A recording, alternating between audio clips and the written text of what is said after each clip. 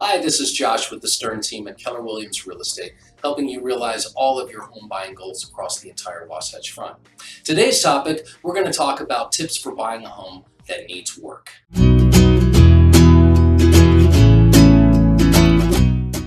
Before we get started, I wanted to point out two unique features on our site. The first is a home evaluation tool. You can click on that little tab there, the little link, and you'll get an instant home evaluation for your property. And the second is our home search site. This is going to allow you real-time access to all of the properties listed by all of the brokerages across the entire Wasatch Front, so enjoy using those. All right, now back to our topic. Tips for buying the fixer-upper home, if you will. So there's often, I guess work is in the eye of the beholder. I want to talk to you guys about some of the different types of homes that might need work, and further how you might pursue a purchase offer. And it most likely depends on the category of fixer-upper home. So most sellers realize that a home needs work when they put it up on the market, and they've actually accounted for that when they price the home. I've yet to find a seller who's willing to subsidize a buyer's home improvement dreams. Yet that doesn't stop buyers from trying to discount an already discounted price. So let's talk about these different homes. First is your basic fixer-upper. Fixer-upper homes are generally priced for sale as is. That's important because these homes often show deferred maintenance, some items that need to be fixed, but the seller's unwilling to fix them, or it's one of those things where maybe they don't have the money to fix it, and so they just want to sell it in the condition that it's in. When you're offering on these properties, have your buyer's agent pull the comparables for other properties that needed work and just compare apples with apples in that case. Now, how about this one? Buying the mint condition vintage house. This type of home could actually sell at a premium, believe it or not. And even though it's not necessarily modernized or trendy, they are homes that are considered desirable. In Utah in particular, think about the mid-century modern. Boy, those things have made a comeback. But also think about the folk Victorians.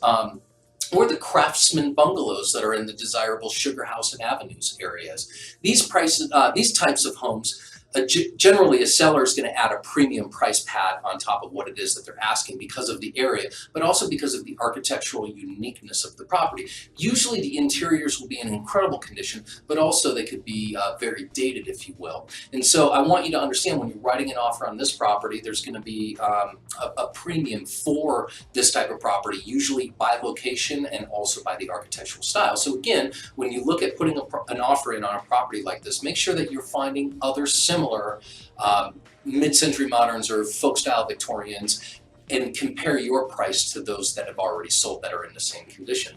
How about a newer but outdated home? A home built maybe in 1995, for instance. Lots of these in Utah, lots of subdivisions have these. And you've got sellers that know that they're newer homes, but sometimes they price it like it's a brand new home. And that's unfortunate because hunter green carpet, popular in the 90s. Nobody really wants that anymore.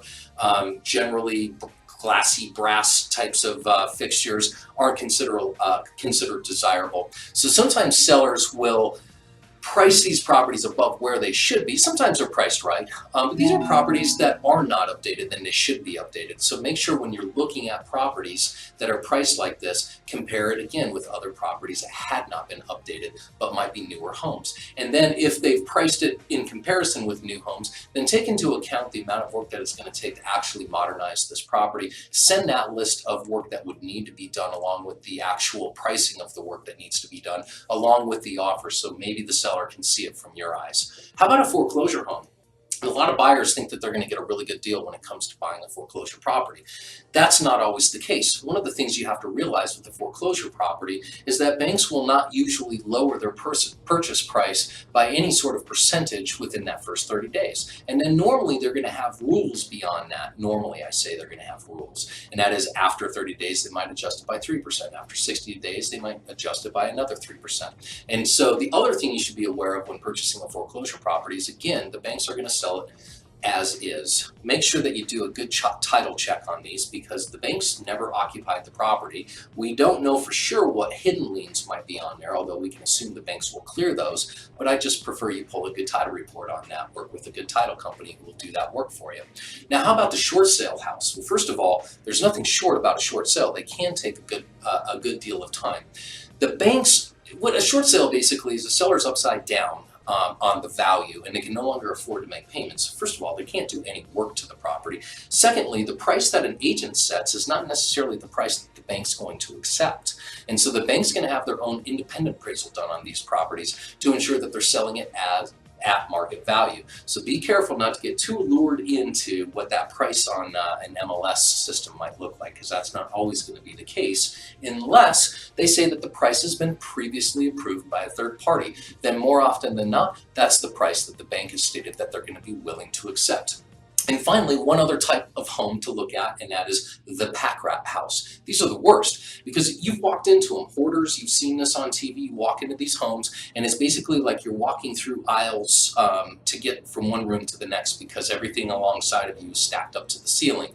The challenge with this isn't necessarily the fact that they've got a bunch of stuff in the house and it's hard to visualize what you're going to do with the property. The real challenge with these types of homes is usually there is a monstrous amount of deferred maintenance on the property.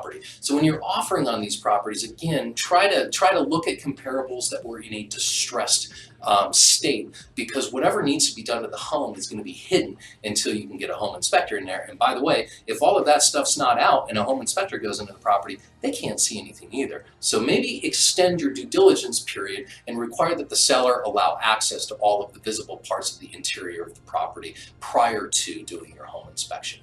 So hopefully these tips will help. I mean, with any purchase offer, a home buyer's best bet is to rely on comparable sales and then deduct for the work that's needed from the offer price based on actual estimates from licensed contractors. If that adjusted price lines up with the listed price, you might need to pay list price to buy the home that needs work. Thanks again for taking the time to watch this. I hope you find that helpful.